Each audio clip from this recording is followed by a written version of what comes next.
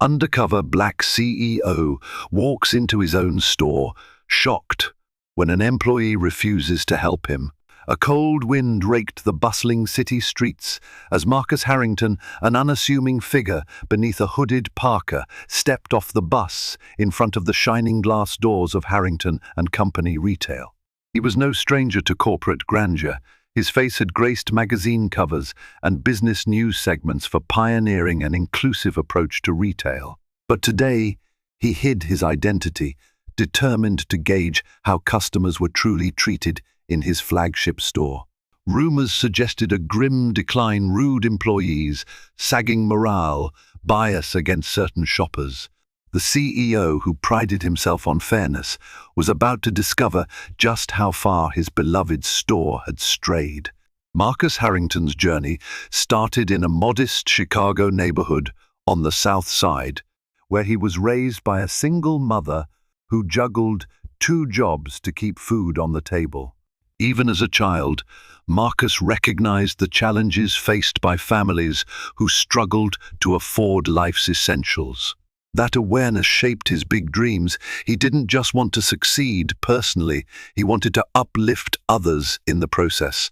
When he was offered a scholarship to Howard University, he seized it with both hands, immersing himself in business and finance. After graduation, he spent 3 transformative years interning at Walmart's corporate headquarters in Bentonville, Arkansas.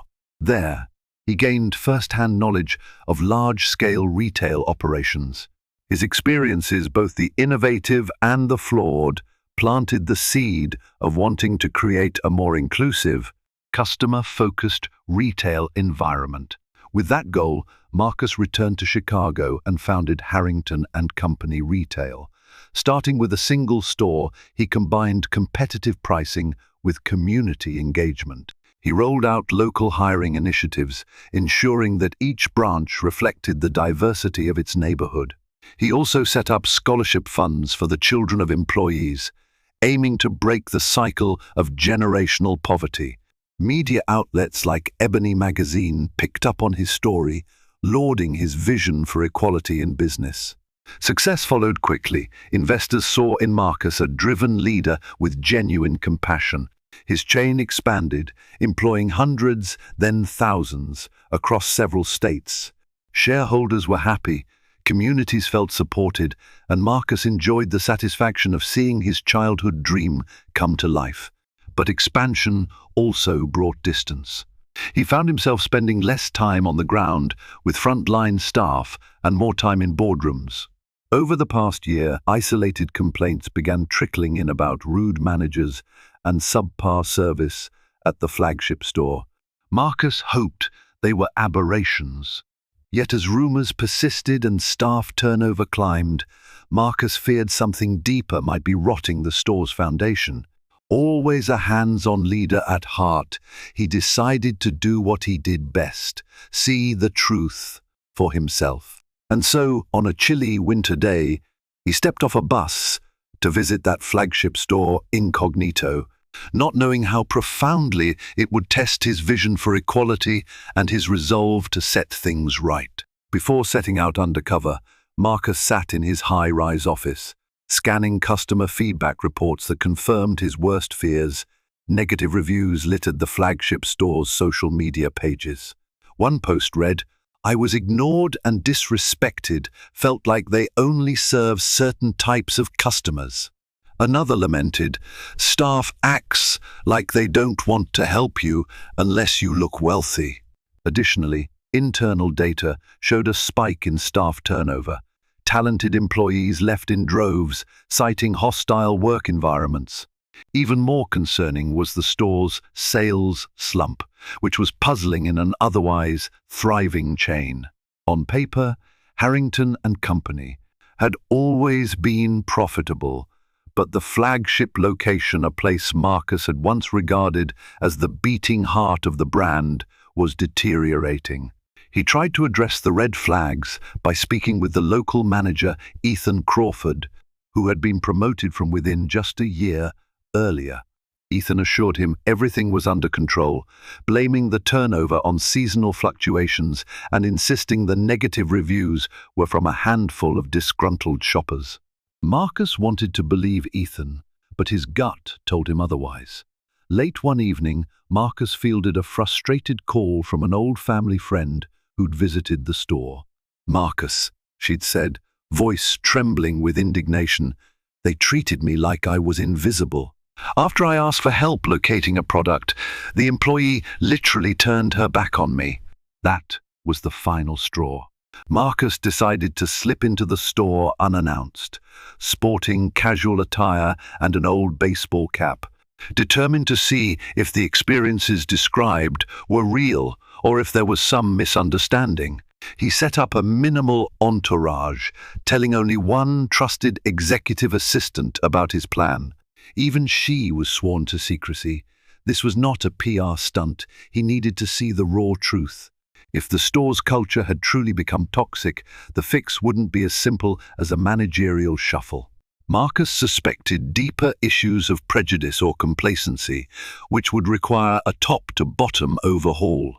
And so, his mission took shape: walk through the front door like any other customer, observe, and act only after fully grasping the situation. The flagship Harrington Co store occupied 2 floors of a contemporary building in downtown Chicago. Massive windows offered glimpses of neatly arranged clothing racks, electronics displays, and a vibrant produce section in the grocery aisles. At least, that was how Marcus remembered it. As he approached on foot, eschewing his usual car and driver, he gazed at the large sign bearing his own last name, feeling a curious mix of pride and trepidation. Dressed in everyday jeans, a hoodie, and a well-worn coat, Marcus slipped through the automated doors. Immediately, he was struck by changes in the store's atmosphere. Where once there had been a welcoming vibe greeters who offered a cheerful hello, he now found a single, bored-looking employee leaning against a counter near the entrance. She barely glanced at him as he walked in. A promotional banner hanging near the ceiling read, "Shop Harrington Co, where community meets convenience." The slogan served as a painful reminder of the ideals Marcus had championed. Wandering deeper into the aisles, he noticed a general disarray, shelves partially stocked, items placed haphazardly, staff nowhere to be seen. Customers milled about, some looking frustrated as they tried to find what they needed. Marcus headed toward the clothing department, recalling how carefully he had once curated the store layout to make it intuitive. Now, signage was missing, racks were jumbled, and a pervasive sense of neglect hung in the air. Pausing in front of a winter coat display, he pretended to search for a specific size. He kept an eye out for employees, but none approached. It was a far cry from the brand's hallmark, which was personal customer attention. He tested the waters by locating a quiet corner where a store associate worked on restocking. The associate, a younger man with earbuds in, hardly acknowledged Marcus. A slight nod, then back to his phone. Marcus cleared his throat politely, but the employee turned away. "Maybe I'll see how management reacts," he thought, deciding he'd push the boundaries soon. If staff was ignoring customers entirely, it was only a matter of time before a bigger blow landed, and he feared it was coming sooner rather than later. As Marcus navigated toward electronics, he passed through a bustling area where customers compared phone accessories and browsed laptops. Typically, this department was one of the store's shining stars, staffed by knowledgeable employees who offered demos and guided people to the right product. Or so Marcus had intended. Now, though, he spotted only one employee behind the electronics counter, engrossed in flipping through a fashion magazine rather than helping any of the customers wandering about. Hoping to remain inconspicuous, Marcus approached the counter with a purpose: to ask about a particular pair of wireless headphones. With the chain's direct partnerships, Harrington and Company usually carried exclusive models that Marcus himself had negotiated. "Excuse me," Marcus said politely, standing a few feet away. The employee, a woman named Serena, as indicated by her name tag, frowned without looking up. "I'm looking for the new Soundwave Pros. Could you help me find them?" Serena barely lifted her gaze. "They're somewhere over there," she said, waving a hand toward a random shelf, her tone dismissive. "Check the brand section." Marcus frowned. "I already looked. Didn't see them. Maybe they're in back stock." She rolled her eyes and put down her magazine, but only after finishing a sentence. "Look, I'm busy right now. Why don't you come back later?" A spark of frustration flickered in Marcus's chest. She wasn't even trying to assist him. "But it's your job to—" "I don't have time." She cut him off, glancing at her watch. "I'm getting off in 15 minutes. Try again tomorrow or ask someone else." A swirl of disbelief and anger raced through Marcus. This wasn't just poor service, this was outright refusal to help. He could see the expression on a nearby customer's face, echoing his shock. Harrington and Company was built on the promise of respectful treatment, yet here was a staff member blowing him off as if he were a nuisance. He took a breath, reminding himself he was undercover. The old him, the CEO, with immediate authority, might have issued a reprimand on the spot. Instead, he simply nodded. "All right, I'll look for help elsewhere." Inside, though, he felt his blood pressure spike, bracing for the next jarring discovery. Because if one employee was so brazenly rude, who else in the store might be upholding the same twisted attitude? Marcus left the electronics counter, shaking his head in disbelief. He glanced over his shoulder to see Serena promptly pick up her magazine again. The confrontation left a bitter taste, and he wondered how many customers left the store with similarly awful experiences. As he wandered farther into the store, he overheard snippets of conversations that only heightened his unease. In one aisle, a pair of customers loudly expressed dissatisfaction to each other. "Can you believe it? That clerk acted like I was bothering him just for asking about a size. I know. The manager here never does anything. This place has gone downhill." Another shopper near the produce section mumbled under her breath, "I miss the old days when employees actually cared about you finding what you needed. Now I can't even get a half smile." As he rounded a corner, Marcus found himself standing behind two employees who seemed unaware of his presence. They wore Harrington and Company uniforms, but were chatting about personal matters, paying no mind to a confused elderly man struggling to locate an item. "Dude, I can't wait to get out of here," said the taller of the two, a man with a perpetual scowl. "We're so understaffed, and they barely pay me enough to deal with these random people. I just clock in, do the bare minimum, and bail." The shorter employee nodded in agreement. "Ever since we got that new store manager, everything's changed. He's only about hitting numbers. Doesn't care about the staff or the customers, even cut the training hours. Now everyone's clueless." Marcus's heart sank. The deeper he delved, the more it seemed the manager had systematically eroded the positive culture he once cherished. He felt a mounting sense of responsibility. After all, he'd hired Ethan Crawford, entrusting him to preserve the store's values. Now it looked like Ethan had done the exact opposite, creating a toxic environment where employees felt undervalued, which in turn led them to undervalue the very customers they served. Driven by a renewed determination, Marcus decided to seek out the manager's office. He wanted to observe Ethan's demeanor from a customer's perspective and gauge how he responded to complaints. Because if Ethan refused to take accountability, Marcus would have no choice but to reveal his true identity and face down the culture of negligence that had taken root in his flagship store. Following old signage that he himself had once approved, Marcus ventured past the sales floor toward the administrative corridor.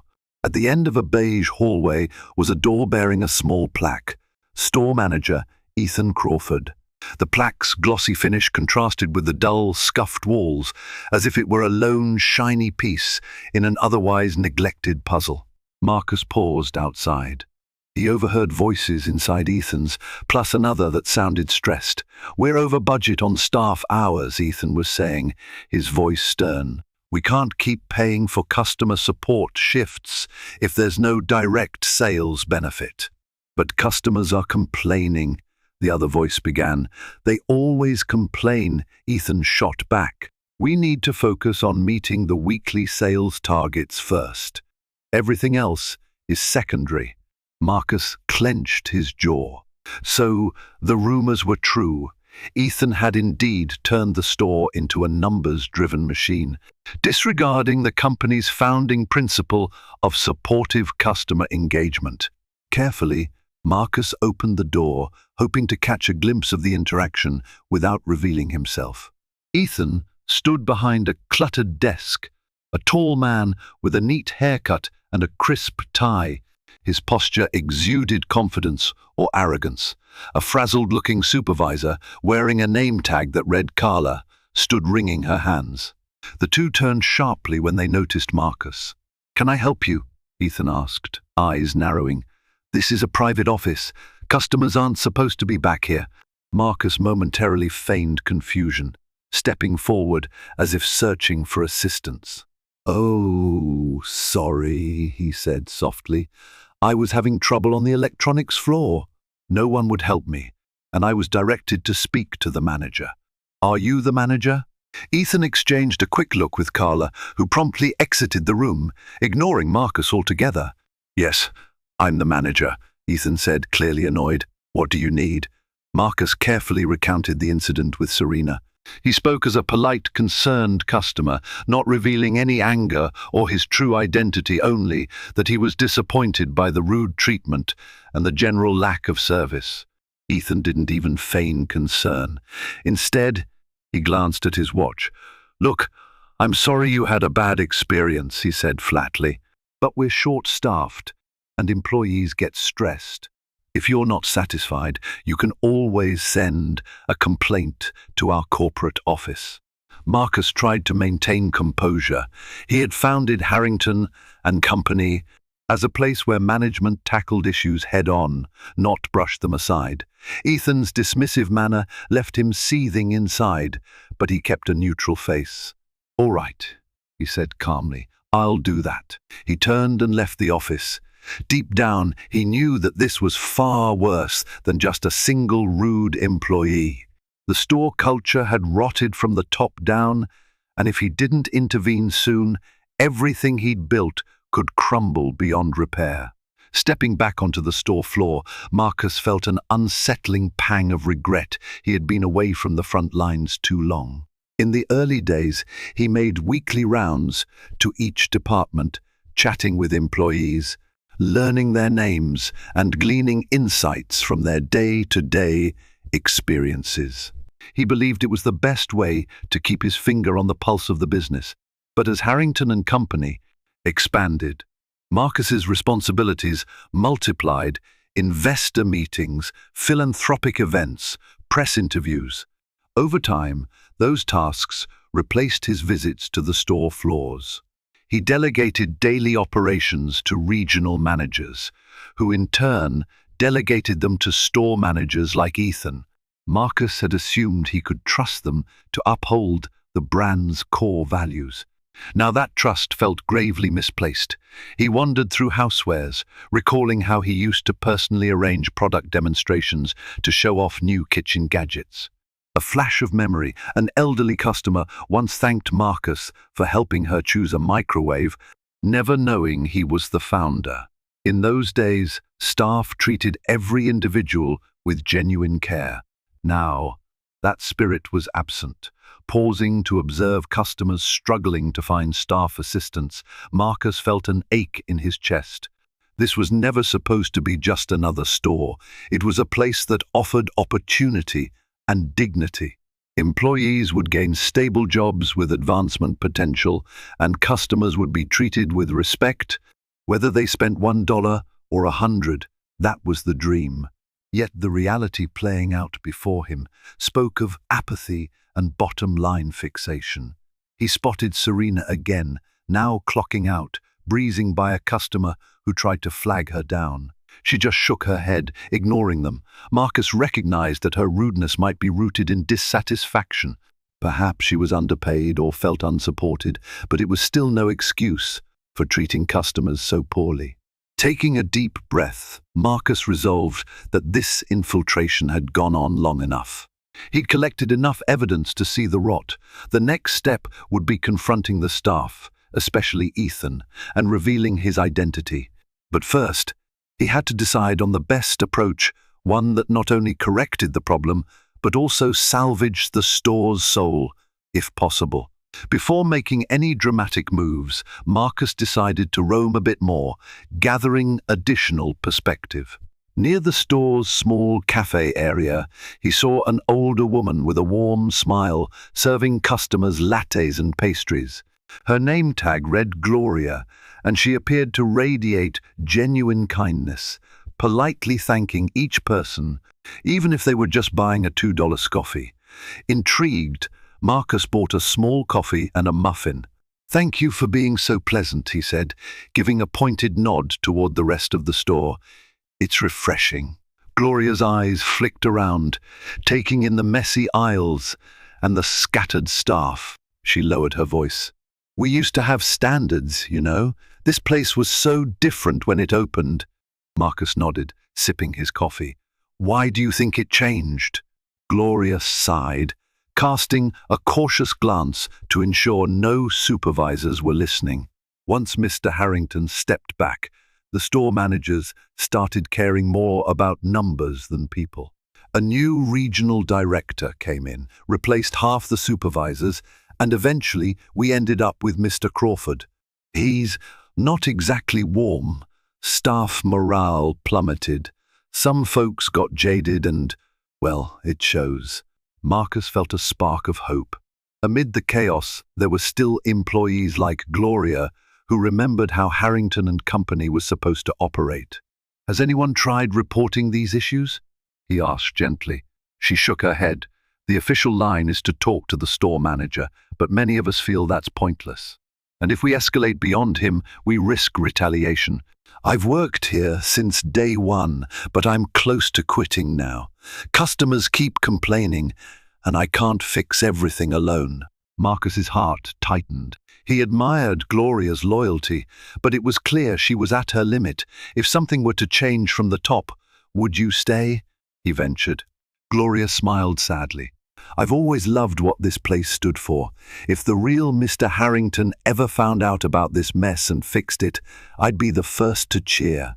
Marcus patted her hand in gratitude. In that moment, he decided Gloria's faith deserved to be rewarded. He might be undercover now, but soon he would make his presence known, and he would need allies like Gloria to rebuild what had been lost. After leaving the cafe area, Marcus found a quiet corner behind the seasonal display to collect his thoughts. The plan was evolving in his mind. He couldn't simply march up to Ethan and declare, "I'm the CEO, you're fired." That might address one symptom, but not necessarily cure the disease. He needed to expose the store's systemic flaws in front of key witnesses, especially employees and possibly a regional supervisor, so real changes could be implemented. Pulling out his phone, he considered calling his long-time executive assistant, Kimberly. She was the only one who knew of his undercover plan. She could gather HR and compliance officers, potentially even a media relations representative, if they wanted to make a statement about the changes that would follow. But Marcus hesitated. Making a huge scene could humiliate the employees who'd followed wrong orders. He preferred a measured approach, a chance for honest conversation and accountability. Still pondering, he noticed a middle-aged man in a Harrington and Company polo, speaking harshly to a younger employee near the store's entrance. Marcus recognized the man from old newsletters. He was Ronald, one of Ethan's assistant managers. From across the aisle, Marcus heard him chastising the younger staffer for wasting time giving a customer directions. "You're not here to chat," Ronald barked. "We're paid to sell, not to babysit every lost shopper. Get them to buy something or move on." Marcus's stomach churned. This kind of attitude had once been an absolute no, no. Some employees used to go above and beyond, helping elderly or disabled shoppers navigate the aisles. Now staff were threatened for simply guiding someone. The transformation from caring to cutthroat was breathtakingly sad. Gathering resolve, Marcus decided the time for observation was nearly over. He needed to set wheels in motion that would bring these attitudes into the light. He wanted to see how Ethan and Ronald reacted when confronted with corporate oversight. Perhaps a quick phone call to the regional manager, Linda Baines, might suffice. She was known for her fairness. But first, he'd give Ethan one last chance to do the right thing voluntarily, maybe letting him know. The mystery shopper was more important than he realized. If Ethan still brushed it off, the hammer would fall swiftly. Marcus marched back to Ethan's office, only to find the door slightly ajar. The manager was on the phone, his voice laced with frustration. Marcus caught snippets of the conversation. "Look, Linda, you can't just show up unannounced. I'm running a lean operation here. If you want a dog and pony show, give me time to prepare. Fine. Come if you must. But I'm telling you, I've got this store under control." So Linda Baines, the regional manager, was planning a surprise inspection of sorts. Marcus realized that her timing might be perfect. She was known for integrity and upholding company values. If she arrived and witnessed these conditions, she'd be a powerful ally in cleaning up the mess. As Ethan hung up, Marcus stepped inside, feigning timidity. "Excuse me, but could we talk again?" he asked quietly. Ethan eyed him, clearly annoyed. "What now?" Marcus took a chair opposite the manager's desk. "I really want to give this store a chance, but the experience has been disheartening. Is there any possibility you could intervene? For instance, help me find a product, or at least acknowledge the staff issues?" Ethan let out a huff. "I already told you, if you have a complaint, file it with corporate. We don't have time for every random person's grievances." Marcus bristled inside. This was the last straw. "So you're not even willing to help a customer in front of you right now?" Ethan glanced at his watch. "I'm very busy. We have a major corporate visit soon. My boss is dropping by. So if you're not here to spend real money, I need you to move on." His tone was icy. "Or better yet, find another store." Marcus stood, heart pounding. He realized any pretense of reason was pointless. Ethan was beyond redemption in this moment, either willfully ignorant or simply arrogant enough to believe his behavior was acceptable. The looming visit from Linda might be the perfect stage for what needed to happen. "Understood," Marcus said, voice taut with reined in anger. "I won't bother you again right now. But I have a feeling we'll talk very soon." Ethan scoffed. "Sure, buddy. Whatever. Now, if you'll excuse me, I have real work to do." Marcus left the office, determined. If Ethan insisted on doubling down, it was time for the unstoppable force to meet the immovable object. And that force had a name, Marcus Harrington, the CEO, who had built this place from nothing and who would not let one arrogant manager destroy it. Marcus retreated to a quieter section of the store near the stockroom. There, he dialed Kimberly, his trusted executive assistant. She picked up on the first ring. "Marcus, did everything go okay?" He exhaled. "Far from it. The manager is dismissive, employees are overworked or apathetic, and customers are suffering. I need you to discreetly arrange for a thorough HR review. Also, Linda Baines is apparently coming here soon. Let's ensure she's aware of what's happening." Kimberly replied without hesitation.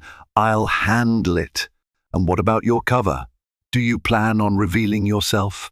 Marcus thought for a moment. Yes, but at the right time, I want Linda to see the situation as it truly is, not stage-managed. Once she arrives, I'll reveal myself publicly. That way, the staff's genuine reactions will be on full display. Understood. I'll notify HR to stand by, and we'll expedite some compliance officers for a possible on-site investigation.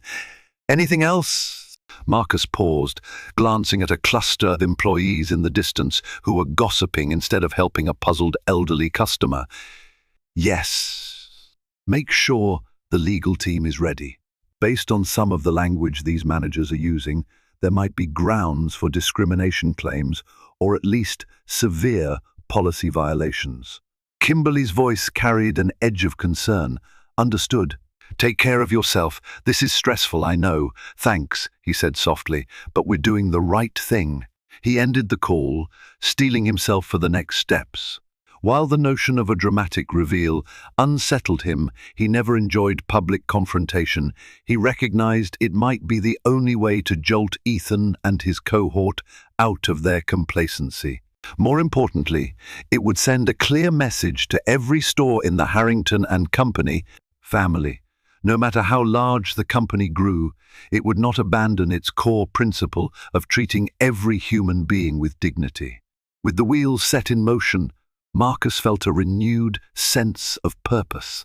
The store was still in shambles, and the staff's attitudes showed no sign of shifting on their own. But with Linda's impending visit and the backup from HR and compliance, the day of reckoning was on the horizon. Marcus continued his covert tour of the store, checking to see if any department still embodied the original Harrington Co spirit. He soon noticed an employee named Jalen helping a mother with 2 young children in the toy aisle. Jalen wore a gentle smile, patiently answering the kids' excited questions about different toy sets. Watching from a distance, Marcus saw glimpses of what once made this place special. After Jalen finished helping the family, Marcus approached him. "Excuse me," he said. "You seem like you genuinely care about customers."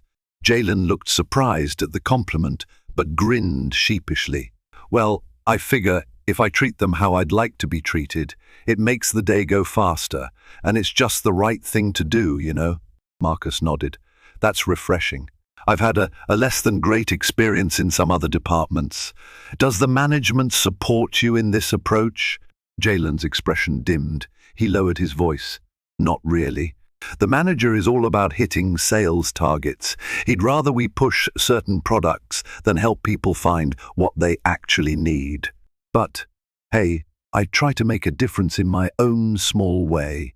Hearing Jalen's quiet resolve touched Marcus's heart. Despite the hostile environment and poor leadership, some employees still held on to the original ethos. Jalen was living proof that Harrington Company's vision hadn't completely disappeared.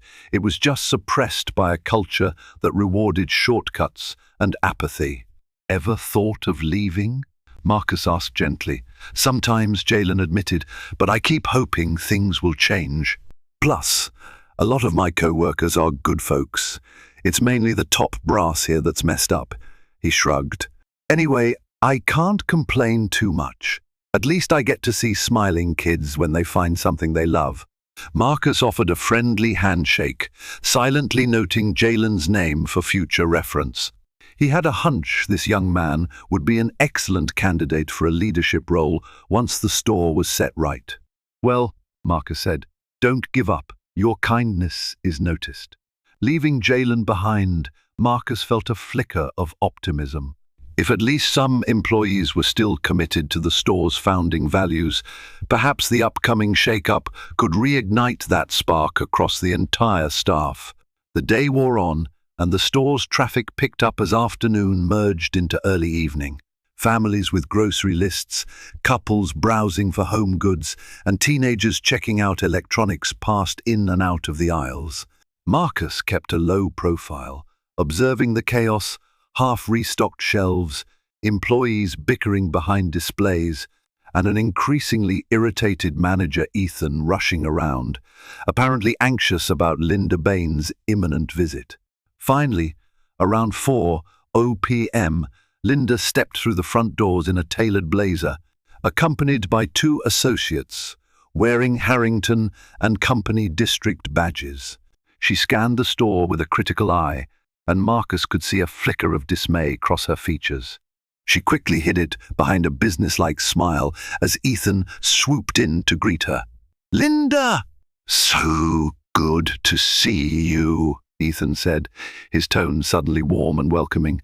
"I wish you'd given me more heads up so I could prepare a proper tour." Linda smiled politely. "It's a routine visit, Ethan. I like to see how things run on an average day." Her gaze drifted to a messy end-cap display. "Shall we start with the store layout?" Marcus quietly trailed them from a distance, weaving between racks as Linda's associates scribbled notes. Ethan tried his best to steer Linda toward any section that looked halfway decent, but the disarray was hard to hide. At one point, they passed by Serena in the electronics area. She was again flipping through a magazine. Ethan shot her a glare, but she didn't budge. Trying to salvage the tour, Ethan directed Linda to the produce aisle. The moment they arrived, a customer began complaining about bruised fruit, demanding a refund. The assigned produce clerk was nowhere to be found. Linda gently took note, turning to Ethan with a raised eyebrow. "It seems the store is short on staff today," she remarked. Ethan forced a smile. "Just a temporary shortage. We had some call-outs." Linda looked unconvinced. "Let's continue. I want to speak with some of your employees and customers." From a few yards away, Marcus felt his pulse quicken. The moment for confrontation was close. He hoped Linda's direct interactions would expose Ethan's superficial approach. And once Linda saw the truth, Marcus planned to step forward and reveal his identity, pulling the rug out from under Ethan's carefully crafted facade. Linda's impromptu tour eventually reached the toy aisle, where Jalen was helping yet another customer. Linda observed from a short distance, her lips curving into an approving smile at Jalen's helpful attitude. Ethan, sensing an opportunity for praise, chimed in, "Jalen's one of our best. We train our staff thoroughly." Marcus bit back a retort. Jalen had mentioned the lack of training and the focus on sales over service. He decided this was the right moment to step in. Summoning a deep breath, he approached the group, still in his casual attire. Linda eyed him politely. "Hello, can I help you?" she asked, assuming he was just another shopper. Marcus glanced at Ethan, who wore a faint expression of annoyance. "Actually," Marcus began, "I'm here to meet with you, Linda." "My name is—" Ethan cut him off. "Wait, you two know each other?" Marcus locked eyes with Ethan. "We do, but not in the way you think." Then he turned back to Linda, removing his baseball cap.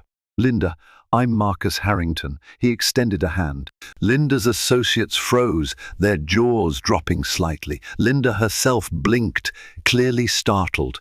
"Marcus, oh my goodness. Mr. Harrington, I had no idea you were here. You look different," he finished gently.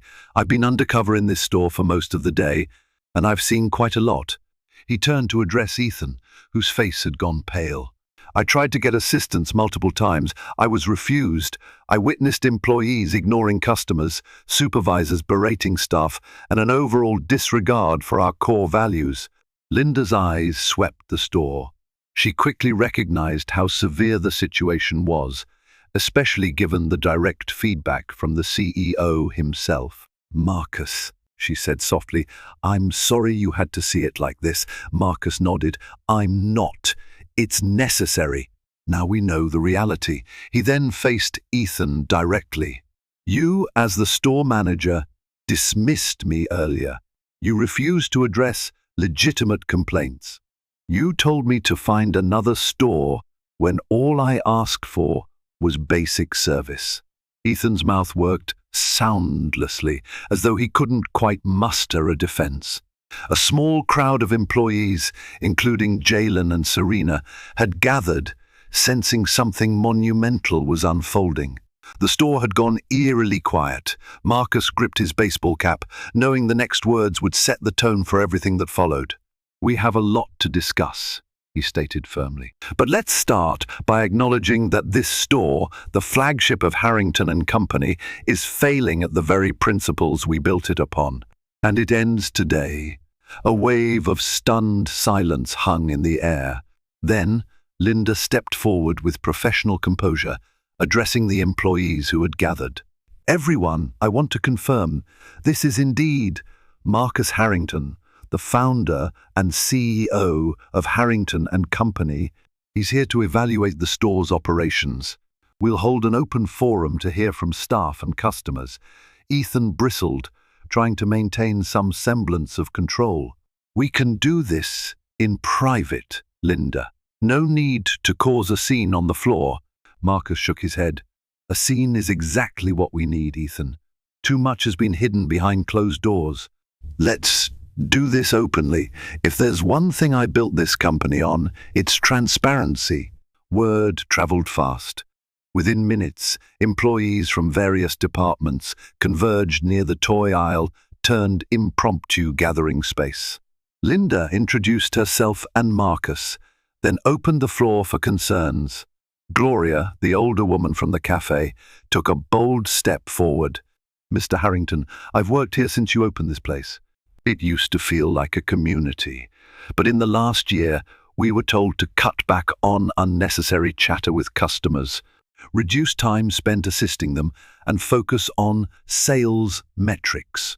If we didn't comply, we were reprimanded." Another employee echoed, "The manager told me we don't have the budget for extra staff, so customers should fend for themselves." That's not what we signed up for." Jalen stepped up next. "We hardly get any training now. New hires are thrown onto the floor with no guidance. Morale tanked. Some of us still try our best, but it's hard when leadership doesn't back you up." As staff members spoke, a few customers also chimed in with personal stories of being overlooked or spoken to rudely.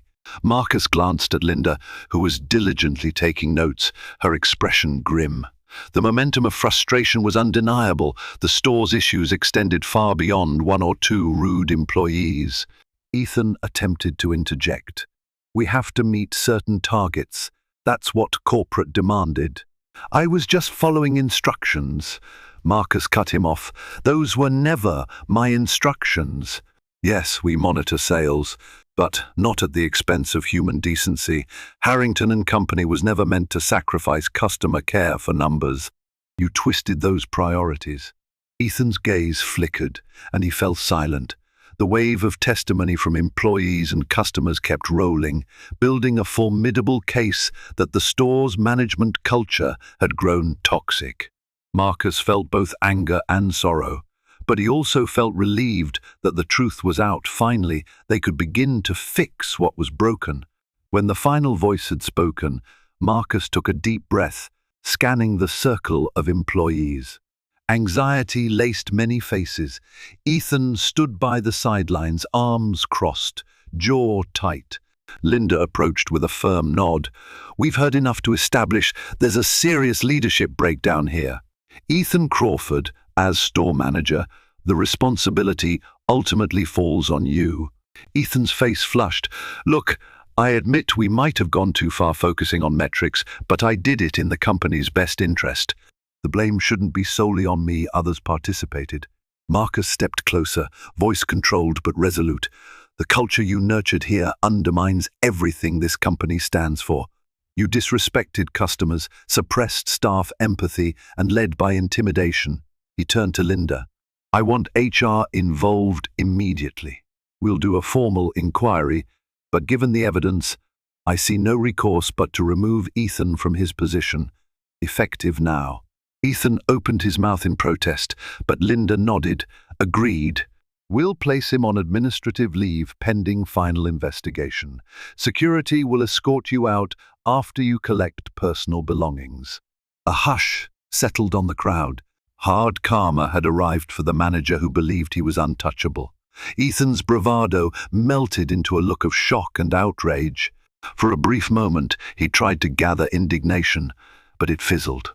In the face of overwhelming testimony and the direct authority of the CEO, he had little ground to stand on. Security staff quietly moved in. Ethan, now pale, muttered something under his breath and grabbed his coat. As he made his way through the silent employees, a few parted to let him pass. Their expressions ranged from relieved to vindicated. Serena, who had also been called out by several customers, looked on with wide eyes, perhaps realizing her own position was now tenuous. Marcus watched Ethan disappear through the store's automatic doors. He felt a mixture of anger for the damage done and relief that an obstacle to positive change had been removed. But he also understood that merely firing Ethan wouldn't solve everything. The entire store culture needed rebuilding, from retraining staff to re-injecting the core Harrington Company ethos of community and respect. He turned to the assembled employees. "This is just the start," Marcus said softly. "We're not here to blame every single person. We want to fix what's broken. But know this, Harrington Company will never again allow leadership that disregards our values." With Ethan's departure finalized, Marcus and Linda wasted no time moving forward. Over the next few hours, they set up a series of round-table discussions with various department teams. Gloria from the cafe, Jalen from toys, and a handful of other conscientious employees eagerly contributed ideas to restore the store's lost spirit. Even some who'd been apathetic or complicit acknowledged they felt a measure of relief, like a toxic veil had been lifted. Linda took meticulous notes, promising to expand staff hours for proper training sessions. She also discussed the introduction of a new incentive structure that valued customer satisfaction as much as sales. If an employee received positive feedback on going above and beyond, they'd see tangible benefits in their paycheck, a direct reflection of Marcus's long-held belief that empathy should be rewarded, not punished. Meanwhile, Marcus arranged a meeting with the store's supervisors to create an immediate action plan. 1. Customer service revival. Reassign staff to the floor, specifically to help customers find products and answer questions. 2. Cleanup and organization. Form teams to tidy up chaotic displays, restock shelves properly, and improve signage. 3. Staff feedback hotline. Employees could anonymously report any future abuse of power or unethical instructions from management. 4. Community outreach. Partner with local organizations, again something the store had stopped doing under Ethan's regime. Food drives, holiday giveaways, and job fairs would return. In the break room, some employees looked nervous about the changes, but Gloria and Jalen provided encouragement. "This is what we were missing," Jalen said, passing out new employee handbooks that Linda had rushed over from the regional office. "Finally, a manager who'll listen. We can do this together." Marcus drifted through the store, heartened by a slight shift in atmosphere. For the first time in hours, staff approached him to ask, "What can we do to help?" Shoppers appeared more at ease, noticing the sudden flurry of restocking and the presence of employees available for questions. He knew it would take more than a day or two to restore Harrington Company to its former glory, but the healing process had begun. As darkness fell outside, a sense of renewed possibility brightened the interior. Marcus felt the spark of hope that had once driven him to create this store in the first place flickering back to life. Early the next morning, Marcus arrived at the store just as the sun crested over the skyline, bathing the entrance in a warm, golden light. He'd barely slept, immersed in planning calls with Linda and the HR team, but his excitement overshadowed any fatigue. This was his company's flagship store, and it would rise again as a beacon of inclusive retail. Inside, employees were already bustling about, setting up displays and reorganizing neglected sections. Linda greeted him with a determined smile. "We've got a busy day ahead, HR interviews, staff reorientation, and we'll start training sessions tomorrow." "That work for you?" Marcus nodded. "Perfect. Let's keep momentum going." Throughout the day, employees participated in small group discussions where they revisited the original mission of Harrington and Company: empower customers and employees alike, serving communities with integrity. Marcus shared stories of the store's founding, reminding everyone how he once personally guided customers from aisle to ensure they left smiling. He thanked Gloria publicly for her unwavering kindness and recognized Jalen for his exemplary service ethic. A hush of admiration followed. Employees realized the CEO was not some distant figure in a corner office. He was a real person who understood their challenges and truly cared about the smallest details of their work. Even Serena, who had refused to help Marcus the day before, approached him shyly to apologize. "I'm sorry," she said, voice trembling. "I never thought the big boss would walk in like that." I shouldn't have treated anyone that way, CEO or not." Marcus accepted her apology with grace. "We all make mistakes," he said, "but we need to learn from them. Customer service is at the heart of this place." By midday, morale visibly improved. Shoppers noticed employees greeting them more warmly. The store's loudspeaker made announcements about discounted items and special promotions, but also welcomed customer feedback. A sense of positivity began permeating the aisles, replacing the tension that once hung in the air. As he stepped back to observe the modest transformation, Marcus felt an emotional tug. The store he loved was still in there, beneath layers of neglect and cynicism. Now it had a second chance. He vowed to never again let expansion or corporate demands take him so far away that he lost sight of what mattered most: the people, both customers and employees, who made Harrington and Company a living, breathing community. Marcus Harrington's undercover journey revealed how quickly a company's values can vanish when leadership fails to honor them. By stepping onto the store floor in plain clothes, he witnessed the raw truth: neglect, rudeness, and lost morale. But instead of simply reprimanding staff, Marcus chose to expose the toxic culture, remove its source, and reignite the caring spirit that first defined Harrington and Company. In doing so, he reclaimed the soul of his flagship store and reminded everyone, customers, employees, and even fellow executives, that genuine service and mutual respect form the bedrock of lasting success. If you found hope and inspiration in this dramatic story of redemption and accountability, be sure to like, share, and subscribe to our channel. Help us spread the message that compassion and strong leadership can rebuild even the most broken places, and that every voice, from CEO to first-day employee, matters in creating a truly thriving community. Thank you for watching.